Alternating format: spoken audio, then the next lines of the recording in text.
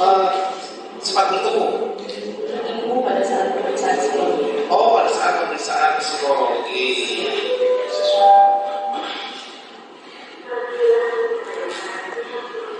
Baik Bu, kita sempat dulu sesuai nanti. Silakan Ibu berdiri.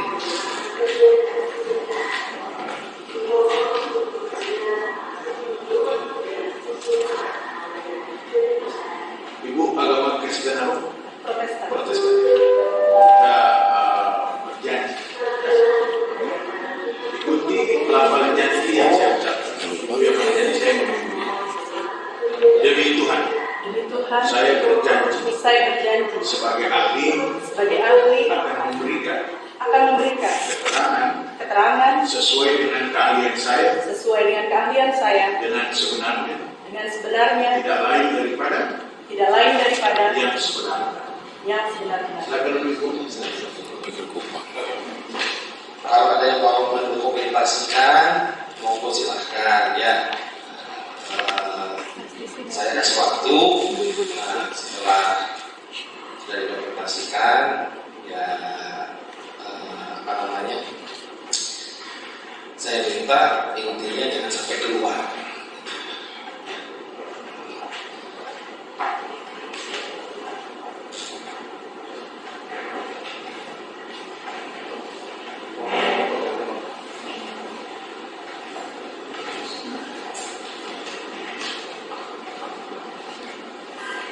Baik Ibu, tadi Ibu sudah memberikan sumpah ya Bu ya. Tolong Ibu memberikan pendapat atau soal-soal yang digunakan menurut keahlian Ibu. Tadi pernah di awal persidangan pernah memeriksa. Nah itu memeriksa secara apa? Izin. Nah, mulai Ibu sampaikan. Baik. Kami memeriksa pada tanggal 2 September 2021 dalam rangka pemeriksaan psikologi untuk profiling kepribadian dari para saksi. Dari para saksi. Siap. Pada saat itu statusnya adalah masih saksi. Masih saksi. Yang Ibu periksa siapa saja? Pada saat itu yang saya tanya langsung adalah Pak Yosef dengan Saudara Danu. Yosef dan Danu. Hanya berdua? Siap, itu yang saya tangani langsung. Oh, tangani langsung. Tidak ada Bu Mimin? Tidak. Terus Abi? Tidak. Arigi? Tidak. Tidak ada ya, jadi hanya dua itu saja ya yang statusnya sudah sampai di persidangan ini. Bisa Ibu jelaskan bagaimana mohon maaf, sebelum dimulai bisa Ibu sampaikan pengalaman Ibu, riwayat pendidikan, terus pengalaman pernah melakukan istilahnya pemeriksaan secara psikologi, atau siapa tahu ada misalnya mungkin kasus-kasus yang menarik. Silakan. Baik, mohon izin. Saya lulus dari sarjana psikologi pada tahun 2010. Lalu kemudian saya berkarir sebagai HR manager di Desa Medika. Lalu saya melanjutkan lagi pendidikan untuk S2 profesi psikologi klinis dewasa di Universitas Psikologi Indonesia, dan saya lulus di tahun 2016. Lalu setelahnya di tahun 2018 saya bergabung dengan Polri untuk menjadi psikolog kepolisian. Berarti Ibu PNS di Polri ya? Iya. Bukan polisi tapi PNS yang di Polri. Terus? Ya. Untuk pengalaman saya dalam menghadapi pemeriksaan kasus sejak tahun 2019, karena saya jangan lupa di like ya video misteri Mbak Suci. Terima kasih. Untuk membantu dalam hal psikologi kriminal, yaitu pemeriksaan profiling psikologi terhadap tersangka, korban maupun saksi dalam beberapa kasus-kasus kriminal. Demikian. Baik. Selanjutnya dengan perkara ini Bu ya. Nah, yang diperiksa dulu siapa dulu Bu? Apa berbarengan atau beda hari atau bagaimana antara Pak Yosef dengan Danu? Baik. Pada tanggal 2 September 2021, yang pertama kami periksa adalah Danu. Baru kemudian di sore hari kami bertemu dengan Pak Yosef. Oke. Dari awal ya, pemeriksaan Danu.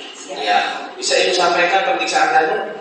Ya, bisa kayak walaupun ini yang dihadirkannya terdakwa Yosef, nah, tapi ya saya juga pengen tahu juga yang Danu yang Ibu bisa sampaikan, terus nanti Yosef yang Ibu bisa sampaikan, silakan. Baik. Perlu saya garis bawahi bahwa ini konteksnya adalah pada saat pemeriksaan, yaitu di tanggal 2 September 2021. Pada saat itu memang ketika kami bertemu dengan Danu dan kami melakukan metode wawancara, observasi, serta juga tes psikologi, kami melihat bahwa pada saat itu Danu masih sangat terobsesi dengan kejadian peristiwa. Artinya dalam setiap merespon pertanyaan maupun tes, Danu mengarah pada kejadian peristiwa. Demikian yang mulia.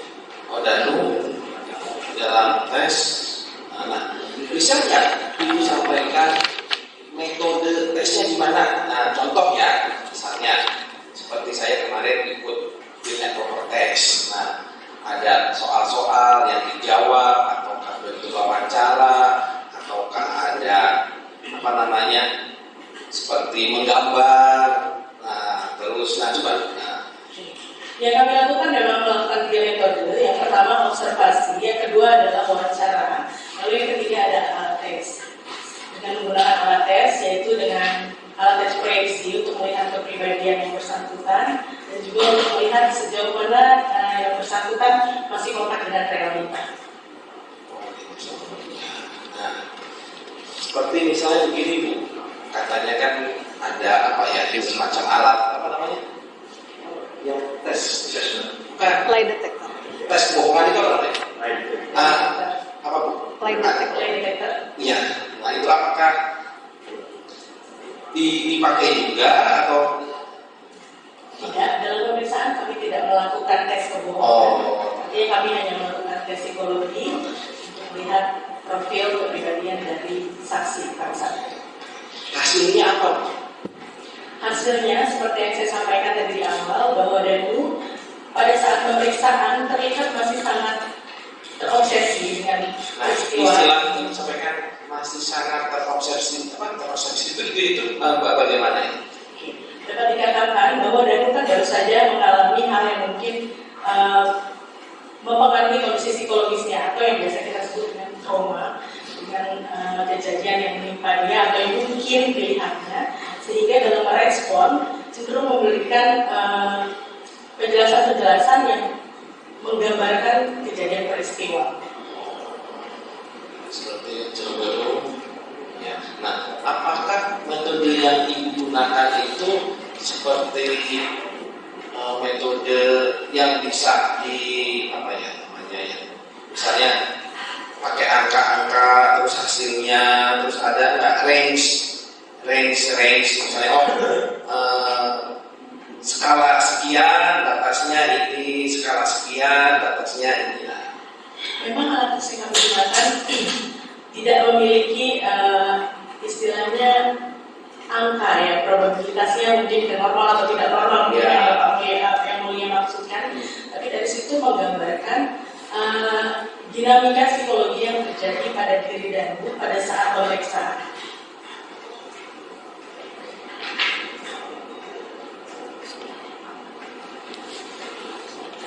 Seperti ini Bu ya, saudara D mengalami trauma yang menyebabkan pikirannya terus terobsesi dengan memikirkan peristiwa pembunuhan, ya, sehingga Jangan lupa di like ya video Misteri Mbak Suci. Terima kasih. dalam proses wawancara keterangan yang diberikan dia berubah-ubah. Hal itu dipengaruhi oleh trauma dan kemungkinan intervensi dari pihak lain yang membuat merasa takut untuk mengatakan hal yang sebenarnya. Selain itu perilaku dia yang saya hal itu membuat dirinya memiliki kecemasan yang bersifat paranoid.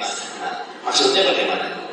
Ya, artinya ketika seseorang individu dia harus mengalami hal-hal yang di luar dari kebiasaan, artinya bersifat traumatik, itu pasti akan memberikan dampak psikologis yang dalam individu. Dia mulai terbayang-bayang, membayangkan, ada rasa bersalah bersalah barangkali di dalamnya, lalu juga ada rasa ketakutan, demikian. Dan itu yang kami temui ketika kami bertemu dengan dan kecemasan. Itu kan dulu ya. Nah sekarang sorenya ibu kan langsung memeriksa terdakwa. Nah, bisa ibu sampaikan? Baik. Pada saat bertemu dengan Pak Yosef, memang Pak Yosef datang itu dengan tenang dan dapat memberikan keterangan dengan lancar dan sistematis memang ya. Tapi dalam prosesnya ada hal yang menarik, yaitu terkait dengan pengulangan penekanan kalimat, yaitu terkait dengan kalimat yang digunakan adalah saya tidak mungkin tega membunuh Amel adalah anak kesayangan saya. Dan respon itu yang sering kali muncul meskipun pertanyaannya tidak sesuai dengan konten. Maksudnya kami tidak menanyakan siapa pelakunya, tapi beliau terus menyampaikan itu. Nah itu metode yang ibu sampaikan dalam pemeriksaan terdakwa ini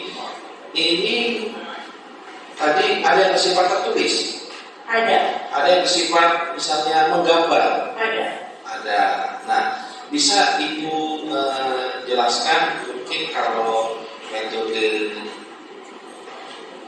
tes secara tertulis itu bagaimana sih? Gitu. Apakah sama seperti misalkan kita ujian PNS ya? PNS kan ada CAT, TIU, nah apakah metode-metode itu atau kan memang ada metode khusus untuk misalnya ini perkara pembunuhan atau ada kualifikasi tertentu atau begini misalnya dari cara duduk terus mungkin tegak, mungkin dari gerakan tangan kan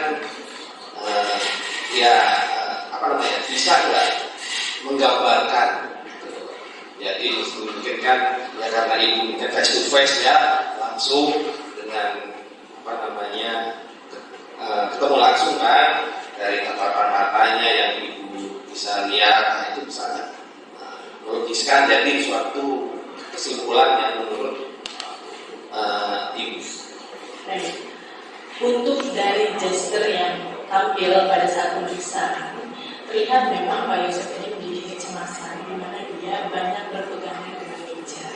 Artinya pegang meja.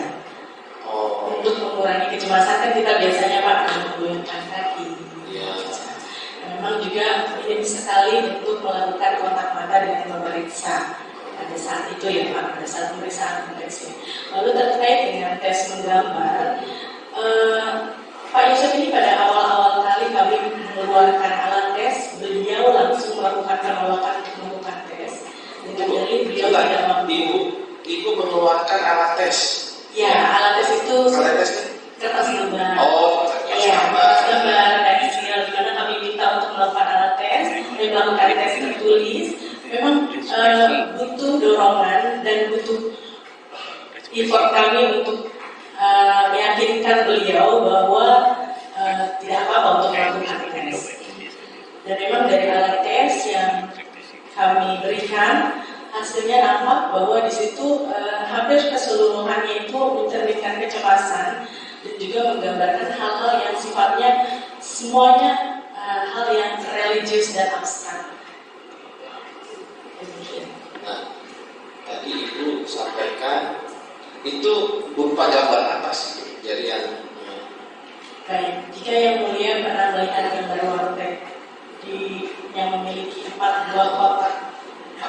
4 kotak warteg di mana kita jangan lupa di like ya video Misteri Mbak Suci. Terima kasih. Biasanya orang akan memberikan respon yang membedakan Pak Yosef adalah dia memberikan respon-respon yang sifatnya sangat religius, seperti menggambar asma Allah, keyakinan batin yang kuat, matahari yang bersinar, aliran air, yang semuanya sifatnya adalah abstrak dan religius.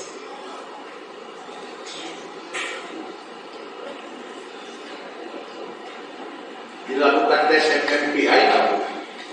Dan saat itu kami tidak melakukan tes MMPI. Kemudian selain warteg tes apa lagi?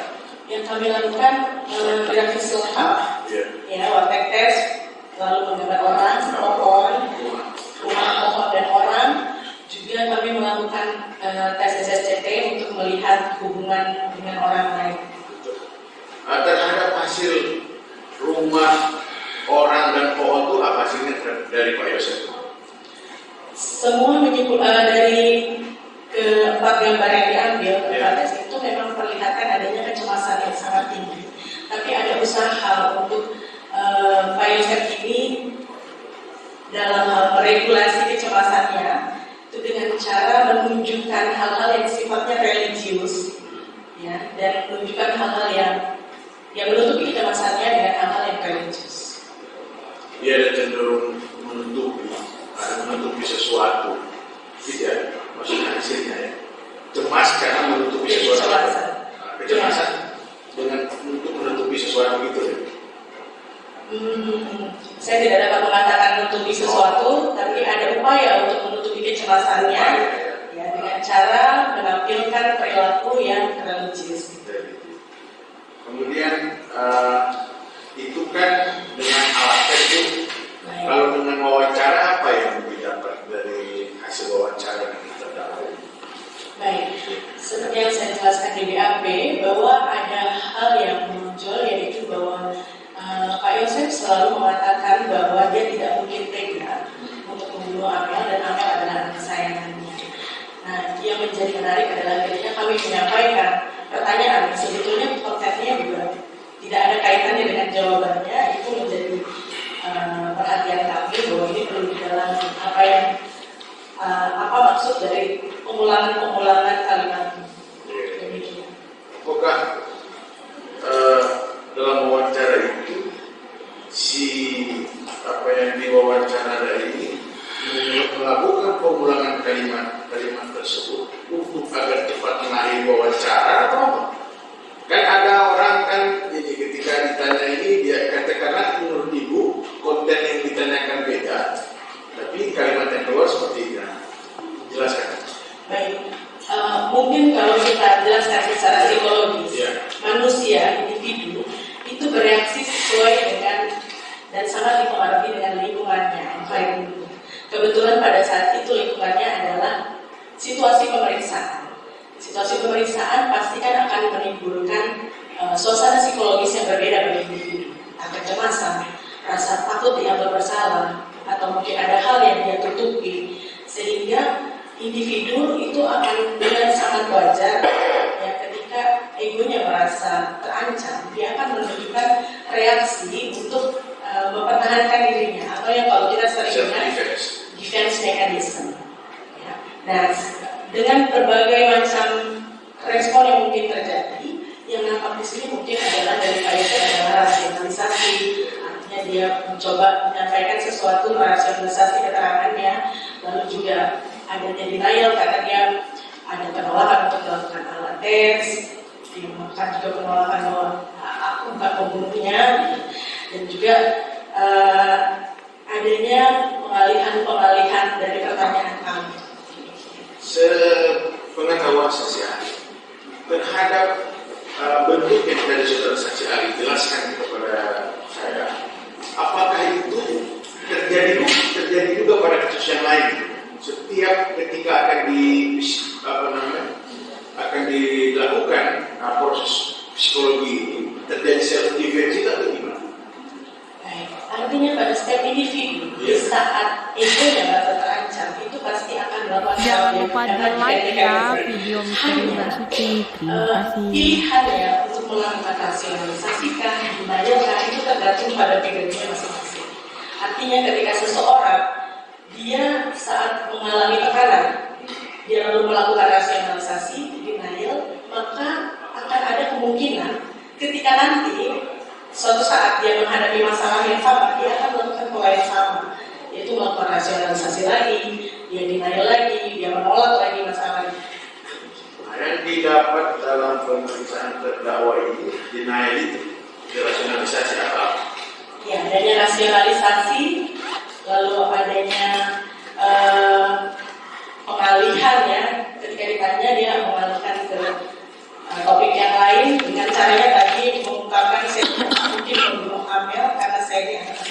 Memang ambil langkah Di saya. antara dua rasionalisasi dan pengalihan yang dominan yang mana?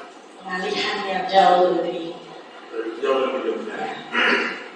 Nah, sepengetahuan saksi berdasarkan keahlian yang saudara miliki terhadap saya melakukan perbandingan terhadap buku memeriksa terdakwa yang lain, saksi yang lain. Apakah sering ditemukan dua hal seperti ini? Dua hal seperti ini rasanya lebih banyak yang ditemukan adalah rasionalisasi.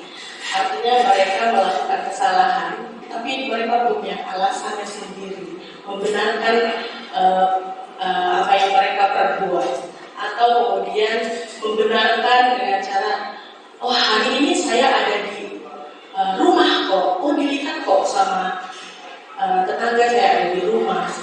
Rasionalisasi jauh lebih banyak saya temui ketika saya memeriksa tersangka. Kalau ini justru yang dominan pengalihan. Ya, penekanan di kata-kata yang berulang itu. Tapi rasionalisasi juga ada, tapi Juga ada. Ya, tapi secara kalau dipresentasikan tidak sebesar mempresentasikan pengalihan tersebut. Silakan. Baik, Ali, tadi Anda sampaikan terdakwa ini kan pada saat dilakukan pemeriksaan tahun 2021 pada saat dilakukan pertanyaan-pertanyaan menjawab pengulangan yang tidak ditanyakan. Yang ingin saya tanyakan, perilaku seperti ini dalam psikologi ada istilahnya nggak? Perilaku mengulangi penekanan ini dalam psikologi mungkin dapat diartikan dalam banyak hal. Tadi bisa jadi untuk mengalihkan topik, bisa jadi untuk meyakinkan, bisa jadi juga untuk menggiring persepsi dari pemeriksa bahwa ini loh saya sudah menekankan ini yang benar. Jadi kalau ditanya satu istilah yang tepat, tentu saja itu akan sulit karena beda apa tujuan dari yang dimaksud. Makanya saya menuliskan bahwa perlu diperiksa lagi kenapa beliau terus mengulang kalimat tersebut. Dalam hal ini pemeriksaan terhadap tersangka dilakukan satu kali. Siap, satu kali. Bisa disebut sebagai orang yang manipulatif mungkin? Dalam hal ini perlu kembali saya garis bawahi bahwa manipulatif yang saya maksudkan ini adalah perilaku yang muncul pada saat pemeriksaan. Artinya ketika merespon di dalam pemeriksaan ada hal-hal yang kemudian membawa kesan beliau membawa persepsi kami bahwa beliau bukan pelakunya. Salah satunya adalah dengan pengulangan statement tersebut dan juga dalam memberikan respon di alat tes yang sifatnya sangat religius. Itu bagi kami itu memberikan kesan menggiring persepsi ya bahwa beliau ini sesuai dengan yang beliau inginkan. Hal-hal seperti perilaku seperti ini apakah bisa kita temukan terhadap orang yang dalam arti tadi kan mengiringnya mungkin mau mengarang sesuatu atau berperilaku tidak jujur gitu. Apakah bisa ditemukan perilaku seperti ini? Memang dalam konteks psikologi manipulasi itu memang adalah suatu upaya seseorang untuk dapat mempengaruhi lingkungannya, mengendalikan lingkungannya agar mengikuti apa yang menjadi keinginan dia untuk kepentingannya sendiri, untuk keuntungannya sendiri. Memang demikian. Oke, saya tadi tertarik karena disampaikan terhadap terdakwa pada tahun 2021 dilakukan alat tes Wartek tadi ya. Siap. Nah, dari kan itu Wartek ada 8 kotak ya. Betul. Dari 8 kotak itu tadi disampaikan oleh ahli menyampaikan bahwa ada kecemasan yang disampaikan. Nah, memang tersangka ini pada satu tersangka terdakwa ini apa yang digambar dan apakah berpengaruh terhadap kotak yang digambar? Baik. Dalam tes Wartek, memang dalam ilmu psikologinya, kecemasan itu mungkin jauh lebih kelihatan dari tekanan dari pensil dan juga arsiran. Dan juga terlihat bahwa beliau pada awal sudah menolak untuk melakukan tes karena beliau merasa saya tidak mampu, saya tidak bisa.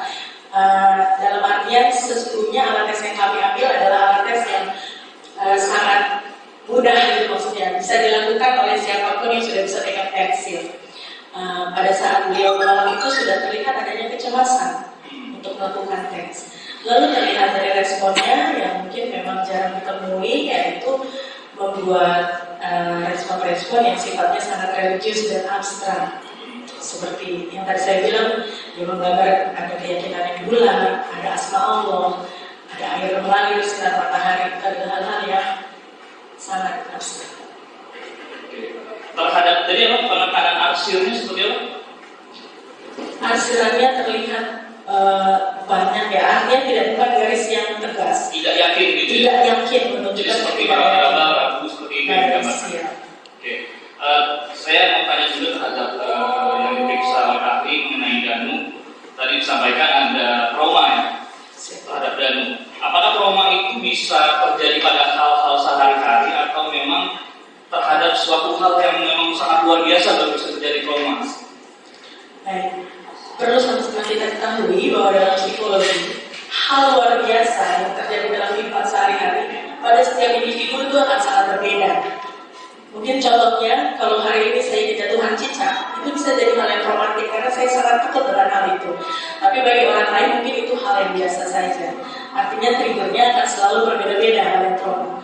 Namun kemudian mengapa kami mengatakan Danu mengalami hal yang traumatik karena terlihat bahwa Danu ini sangat terpengaruh pikirannya dengan hal tersebut. Dia begitu terobsesi dan penuh ketakutan saat kami memeriksa beliau.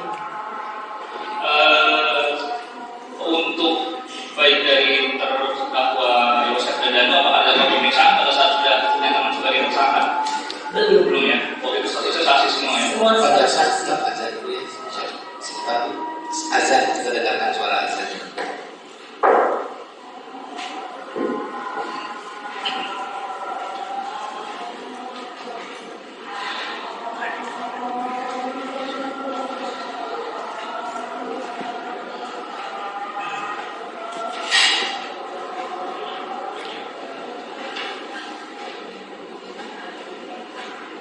Ada 8 protokol.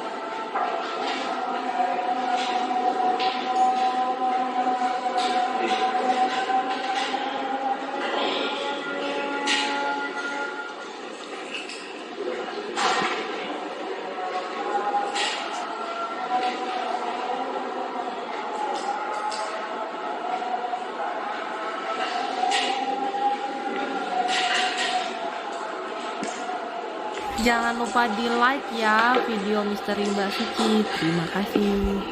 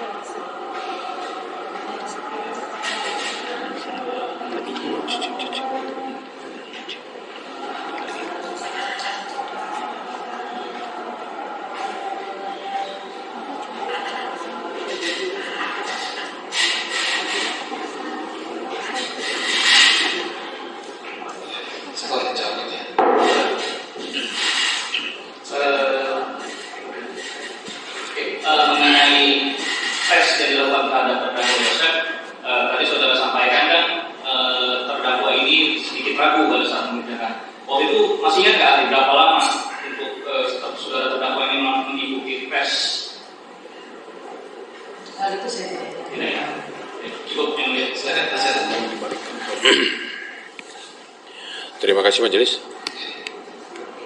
Saudara ahli ya, tadi menceritakan tentang pendapat ahli berkaitan dengan rasionalisasi ya. Apa sih rasionalisasi itu sebenarnya gitu? Rasionalisasi ini adalah upaya individu untuk bisa membenarkan apa yang menjadi perilakunya. Oke. Apakah rasionalisasi itu bisa dikatakan sebagai usaha dari seseorang untuk menggambarkan sesuatu? Apa yang ada di pikiran saya rasionalisasikan ke dalam untuk supaya mendapat orang lain mengerti. Biasanya apakah rasionalisasi bisa dikatakan sebagai upaya untuk menjelaskan? Ketika kita bicara tentang upaya yang menjelaskan, Betul. di situ kita tidak ada upaya untuk membenarkan perilaku kita. Oke. Itu lebih kepada memaparkan. Tapi ketika kita bicara tentang rasionalisasi, di situ kita membangun alasan-alasan, membangun excuse bahwa apa yang saya lakukan ini atau perilaku yang timbul ini, saya mempunyai alasan yang kuat gitu. Jadi Meskipun alasannya barangkali tidak sesuai, tapi dirasionalisasikan menjadi alasan untuk berperilaku demikian. terus apakah dalam observasi ini, dalam observasi sebelum tahapan tes kan ada tahapan observasi dulu kan ya. Dalam tahapan observasi itu apakah latar belakang subjek yang diteliti itu memang diurai dulu secara psikologis, misalnya apakah dari tingkat pendidikannya, usia yang usia subjek itu apakah dipertimbangkan atau tidak, bahkan sekolahnya. Baik, tentu saja. Kalau Pak Yosef bisa ingat, waktu itu Pak Yosef mengisi riwayat hidup, Ya. di mana di situ ada riwayat pendidikan, bahkan latar belakang keluarga, latar belakang pekerjaan, itu semua kami kumpulkan juga sebagai informasi yang nantinya membantu kami dalam pertimbangan mengintegrasikan hasil dari tes, wawancara, dan juga observasi. Ya. Terus ada proses observasi dulu ya. Latar belakang pendidikannya juga diperhitungkan. Nah, kemudian setelah itu dilakukan ATES, salah satunya yang tadi praktek ya. Nah, itu kan ada beberapa gambaran, dari tiap gambar itu memberikan gambaran-gambaran. Nah, saudara ahli bisa menyimpulkan tidak apa perasaan si terperiksa pada saat itu, khususnya Pak Yosef, dari hasil tes yang digambarkan, gitu kan? Karena kan setiap kotak di situ menceritakan ya, ada penjelasan dari setiap kotak-kotak itu, apakah dengan suasana hatinya, dengan ambisinya, dengan keinginannya. Kan maksud tes itu kan ada tiap kotak ada penjelasan. Apa suasana hatinya pada saat itu? Setelah kami integrasikan, jadi bukan hanya dari warteg tapi juga dari tes gambar yang lain. Iya. Itu memang terlihat bahwa pada saat pemeriksaan Pak Yosef berada dalam kondisi kecemasan yang sangat tinggi. Oke. Artinya beliau sangat insecure, dan itu terlihat dari gambar-gambar yang ditampilkan.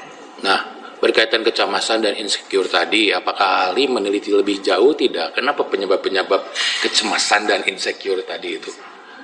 Apa? Kan biasanya kecemasan, insecure itu juga terbentuk karena ada keadaan secara psikologis yang menyebabkan hal itu, ya kan? Misalnya cemas kalau, ya bayangkan saja kalau anak dan istri meninggal, bagaimana itu tidak cemas? Insecure jelas, ketika istri dan anaknya meninggal, bisa saja mungkin dia jadi target berikutnya, ya kan? Ini kan terjadi satu tindak pidana di mana seorang istri dan anaknya meninggal. Yang ingin saya tanyakan ke ahli, karena kedalaman dalam meneliti kejiwaan seorang manusia itu tentunya jauh lebih sulit dibanding, bahkan ada pepatah kan, ya kan, dalamnya laut bisa diukur tapi yang namanya manusia ini sulit didalami. Artinya metode-metode itu pun memiliki keterbatasan. Ya, yang ingin saya tanyakan, ahli meneliti tidak riwayat keadaan psikologi si subjek yang pada saat itu mengalami kehilangan istri dan anak. Kesedihan yang dapat dikatakan kesedihan yang cukup mendalam selama, apalagi pada saat itu kalau 21 September berarti kejadiannya baru sebulan ya. Diteliti tidak pada saat itu? Baik, untuk melihat suasana Ya. hati dari Pak Yosef pada saat itu memang kami lakukan melalui wawancara yang mendalam ya Pak, lalu dengan mengintegrasikan dengan alat tes. Dan seperti yang saya jelaskan di awal tadi, betul bahwa situasi pemeriksaan situasi ketika kita berhadapan dengan tindak pidana tentu akan sangat mempengaruhi kondisi psikologis yang bersangkutan. Nah, itu dia kenapa muncul tadi yang disebut dengan kecemasan, ketakutan. Kesedihan ada nggak, Bu? Kesedihan, mungkin rasa takut Ya. juga itu yang ada dalam diri Pak Yosef. Ya, justru saya bertanya ke ahli pada saat itu, ahli lebih menggarisbawahi kecemasan dengan apa tadi satu lagi? Ada kecemasan gitu kan? Apakah ahli pada saat itu meneliti tidak ada kesedihan yang cukup mendalam dari objek terperiksa, subjek pada saat itu? Apakah didalami kesedihan itu misalnya? Oke. Dalam pemeriksaan memang kami tidak mendalami emosi negatif secara satu persatu. Oke. Artinya kami betul-betul melihat emosi negatif apa yang muncul, ya, dan kemudian emosi ini membuat beliau berperilaku seperti apa di saat pemeriksaan. Karena memang yang tujuan pemeriksaan kami itu adalah melakukan profiling psikologis. Artinya tidak hanya melihat pada satu sisi emosi, tapi kita melihat profiling psikologisnya ketika Pak Yosef berada dalam kondisi yang tertekan, dalam kondisi yang menekan, beliau akan berperilaku seperti apa. Jadi ibu hanya melihat, ahli hanya melihat seperti analogi tadi ibu. Ibu takut cicak, ibu hanya melihat loncatnya saja karena takut sama cicak, bukan karena ketakutan yang ada di pikirannya kan? Kalau seperti itu? Tidak, tentu tidak seperti itu. Yang kami lakukan, kenapa saya melompat? Nah, itulah kenapanya itu yang rasa takut yang ada di kepalanya itu kan? Oke. Nah, pemeriksaan ini dilakukan untuk profiling. Why? Kenapa seseorang ini melompat? Oke. Oh iya, takut. Takutnya karena apa? Kita lihat, kita runut dari perilaku dia yang sebelumnya. Mulai dari mungkin kalau Pak Yosef ingat, saya bertanya sejak dari masa kanak-kanak sampai masa dewasa, itu ada pola-pola perilaku yang kami pelajari. Ya. Ketika dia menghadapi sesuatu yang lancang, perilaku apa yang diambil, keputusan seperti apa yang diambil, itu yang kami lakukan yang disebut dengan profiling psikologi. Nah, kalau berbicara tingkat kewajaran dalam profiling seperti tadi, seperti layaknya ketika kita begini, saya takut kupu-kupu besar, Bu. Saya lebih menghindar gitu ya dari kupu-kupu itu daripada mendekat, kan begitu? Sehingga tingkat kewajaran secara psikologis dapat terukur. Saya tidak berani menghadapi kupu-kupu itu. Nah, dari cerita yang ahli sampaikan tadi, ibu profiling dari kecil, SD, SMP, sehingga muncul apa kewajaran-kewajaran. Nah, ketika dia mempertahankan diri dengan apa yang ada di pikirannya, Bu, mempertahankan diri yang apa yang ada di pikirannya, yang dia alami, yang dia lihat, yang menjadi beban pikirannya, apakah pada saat itu juga bagaimana ibu bisa menyebutkan bahwa itu sebagai perilaku manipulatif? Ketika tadi menyebutkan, saya tidak akan membunuh anak saya sayang sama Amel misalnya. Ibu bagaimana itu dasarnya bisa disimpulkan sebagai perilaku yang manipulatif gitu? Dalam karena adanya pengulangan. Bagaimana ahli bisa menjelaskan itu? Saya sayang sama Amel, saya tidak mungkin tega membunuh Amel. Kemudian ahli dari kalimat-kalimat itu setelah mengobservasi riwayat kehidupan dari kecil sampai kemudian diperiksa, kemudian muncul kata yang diulang adalah saya sayang sama Amel. Saya tidak mungkin tega membunuh Amel. Baik. Ya. Izin menjawab. Artinya, ketika dalam kondisi yang menekan, Pak Yosef cenderung menampilkan perilaku untuk meyakinkan lingkungan bahwa dia apa yang dilakukannya adalah benar. Tadi itu rasionalisasi itu ya, Pak, yang muncul. Nah, kalau ditanya tentang tingkat kewajaran, segala sesuatu perilaku menjadi wajar atau tidak wajar tergantung konteksnya. Sungguh sangat tergantung konteksnya perilaku manusia itu. Hal yang menjadi wajar ketika kita dihadapkan pada pemeriksaan terkait tindak pidana, itu kita menampilkan sesuatu yang sebenarnya. Meskipun penuh rasa cemas, takut ya, rasionalisasi pasti ada, tapi setidaknya bisa menyampaikan keterangan sesuai dengan pertanyaan. Video misteri Mbak Suci. Nah, yang kemudian membuat kami menjadi menyimpulkan demikian adalah ketika kami mengajukan pertanyaan, namun dijawab dengan statement-statement yang terus berulang dan akhirnya terputus, teralih lagi, kami ulang lagi masuk kali lagi. Nah, karena kami tidak mengejar pembuktian. Ya.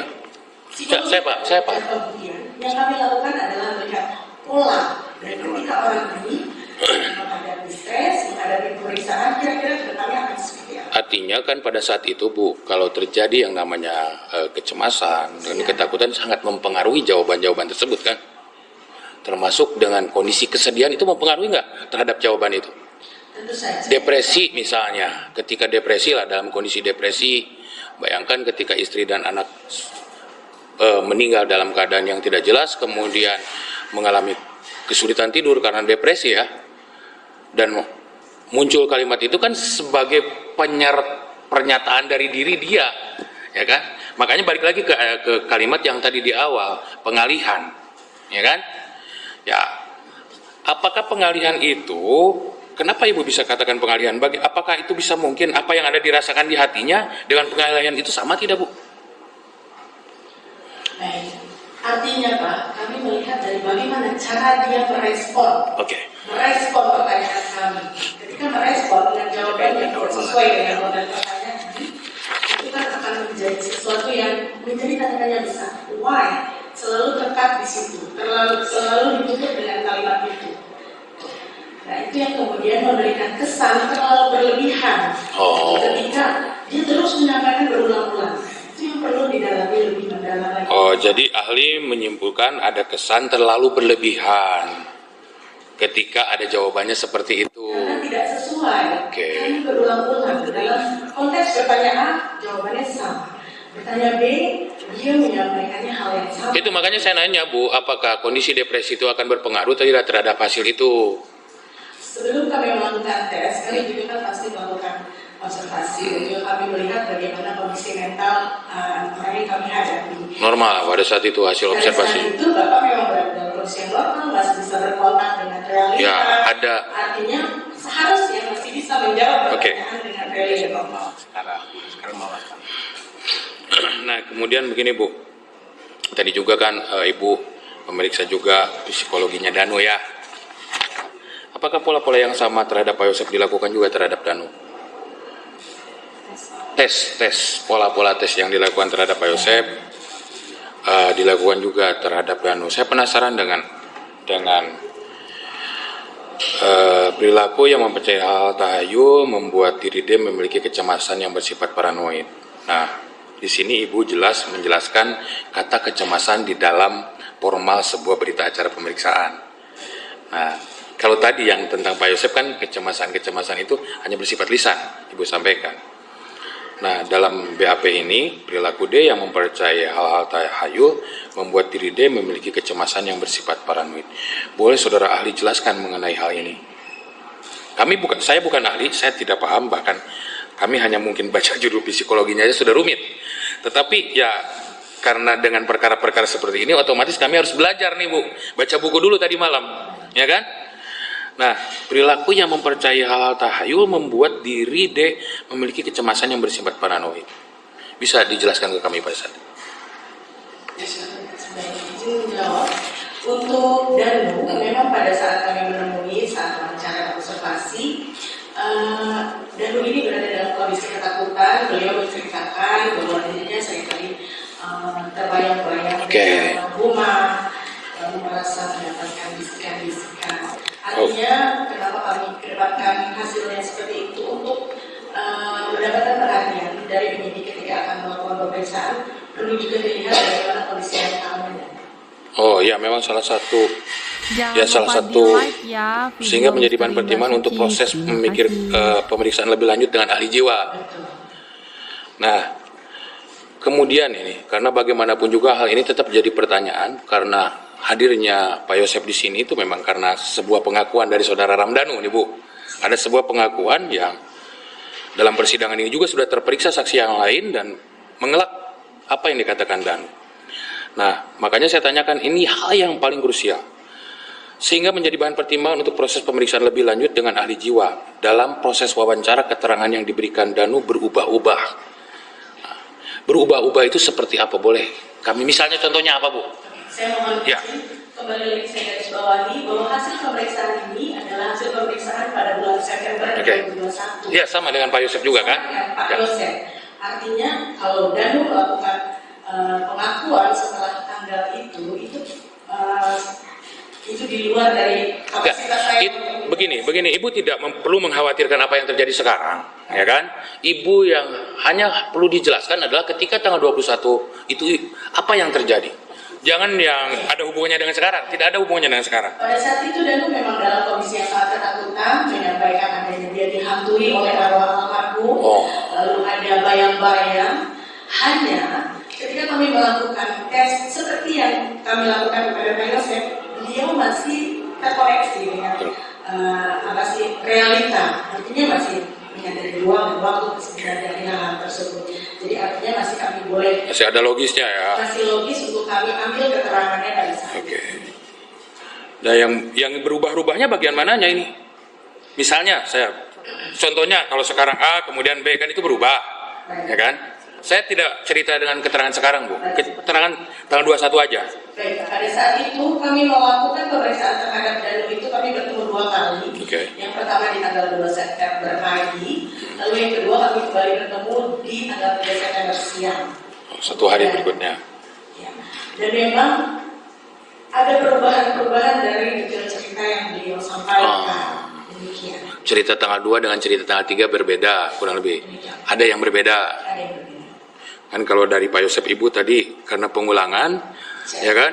Ibu sampai tetap menyimpulkan saya sayang sama Amel, saya tidak mungkin tega bunuh Amel. Itu karena seringnya Pak Yosef bicara kan? Nah, kalau dari keterangan Danu di keterangan tanggal 2 dan keterangan 3 September ada sedikit perubahan. Nah, ini satu lagi, Bu. Tadi berbicara dengan pengalihan. Pengalihan itu mengalihkan ke hal-hal yang sifatnya abstrak. Perilaku abstrak seperti apa asma Allah, kemudian matahari, kemudian apa tadi air yang mengalir. Apakah perilaku hasil seperti itu bisa dikatakan sebagai sebuah pikiran positif dalam keadaan sebuah keadaan cemas? Untuk yang saya sebutkan tadi itu adalah ada di tes swab. Oke. Tes swab itu respon stimulusnya itu seharusnya itu adalah hal yang sifatnya itu bukan abstrak. Oke. Lalu menggali hal-hal yang kemudian secara natural itu seharusnya tidak semuanya akhirnya bernuansa religius. Saya tidak mengatakan bahwa hal itu menjadi sesuatu hal yang manipulatif, tapi perlu juga diperhatikan bahwa beliau berada dalam kondisi yang dikatakan, beliau sempat menolak melakukan tes, mungkin penakalannya ada di situ. Kenapa tidak melakukan tes? Dan saat tergambar pun perlu effort sekali Pak untuk menyampaikan Pak Yosef pasti bisa. Ya, pada saat itu. Satu lagi, Bu. Idealnya untuk kondisi psikologi dalam sebuah tindak pidana yang didakwa lah akhirnya berujung dan pasal 340 dan 338. Idealnya berapa kali sih tes model seperti ini dilakukan untuk tes psikologi terhadap saksi apalagi tersangka untuk mendapat supaya menyimpulkan seorang terdakwa ataupun seorang saksi itu hasilnya dapat maksimal berapa kali sih, Bu? Jangan lupa di like ya video Misteri Mbak Suci. Terima kasih. Artinya ketika seorang ahli melakukan satu pemeriksaan, bahkan kalau dia hanya bertemu sekali dan 1 jam dirasa informasinya dia dari sudah cukup, nah maka itu sudah bisa dikatakan cukup. Apakah tidak prematur kalau misalnya hanya 1 kali pertemuan? Karena kan apalagi tadi dengan belajar dari keterangan Danu yang tanggal 2 seperti A, kemudian tanggal 3 menjadi B, kan adanya perubahan pemberian keterangan gitu. Apakah ada diperlukan beberapa kali misalnya kan kemudian diperiksa pada saat menjadi saksi, apakah pada saat tersangka diperiksa lagi tidak gitu. Idealnya secara psikologi ya, kami bertanya seperti itu. Iya, kembali lagi bahwa seberapa banyak dan seberapa lama waktu pemeriksaan semua tergantung dari informasi yang ingin dikumpulkan oleh ahli. Kalau misalnya menurut ahli itu sudah cukup, Sesuai permintaannya ya. siap. Cukup, Majelis? Oh, ada satu. Saksi ahli, dari sekian rangkaian tes-tes yang dilakukan, baik wawancara, tes psikologi, ataupun observasi, baik dari saudara Danu ataupun Pak Yosef, kan itu dapat, sehingga pada akhirnya mendapatkan konklusi. Misal seperti apa orang ini, seperti apa kepribadian, sifat, karakter, itu seperti apa baik dari Danu ataupun Pak Yosef. Seperti yang kami tuangkan di dalam BAP, konklusi yang kami berikan terkait dengan Pak Yosef maupun Danu. Dalam Pak Yosef, kami melihat dalam konteks pemeriksaan terdapat adanya potensi indikasi tindakan atau perilaku manipulasi. Maka dari itu perlu dilakukan pendalaman terkait dari keterangan yang disampaikan Pak Yosef. Lalu begitu juga untuk Danu. Dalam Danu yang kami lihat pada saat itu, Danu berada dalam posisi yang sangat tertekan dan terobsesi dengan kejadian peristiwa, sehingga untuk keterangannya menjadi berubah-ubah dan perlu dilakukan pendalaman, dan barangkali perlu juga membutuhkan keterangan dari ahli jiwa terkait psikologis dan pada saat pemeriksaan waktu itu. Kalau dari kepribadian bisa dikonklusikan nggak, Bu? Misal orang ini orang yang ceria, atau misalnya orang yang pemarah, atau orang yang pendiam gitu, lebih ke kepribadian gitu, ke karakter. Kalau ini kan tadi konklusi dari pemeriksaan informasi yang memang harus Ibu kumpulkan untuk informasi pemeriksaan. Tapi ini lebih ke basic, seperti misalnya ya orang ini pendendam, misal seperti itu gitu. Hanya ke informasi basic dari kepribadian seseorang tersebut. Baik. Mungkin informasi basic akan kami dapatkan, tapi karena memang keperluannya adalah untuk profiling, jadi itu tidak kami tuangkan di dalam BAP.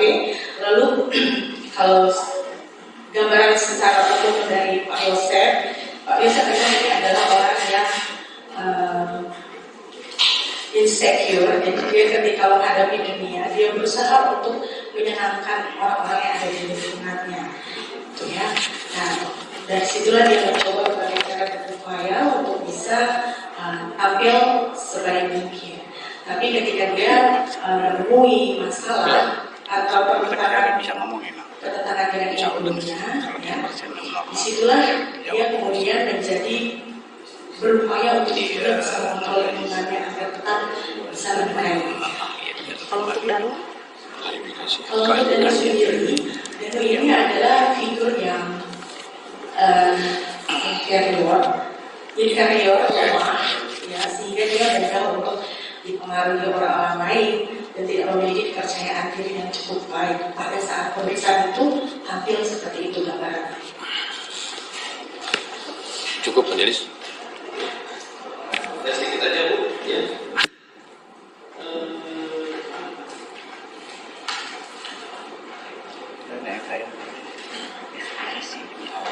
Yang ingin sampaikan terdapat ini ada kecemasan ini tadi sudah sampaikan oleh itu kecemasan karena istrinya meninggal, anak kandungnya yang meninggal, atau kecemasan dalam arti kecemasan pelaku. Baik, untuk hal itu kami tidak dapat menjelaskan, kami tidak dapat istilahnya di luar dari kapasitas kami untuk melihat apa yang menjadi kecemasan beliau.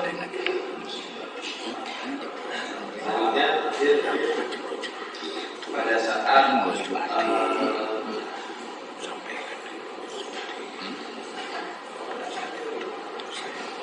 yang tadi dikatakan secara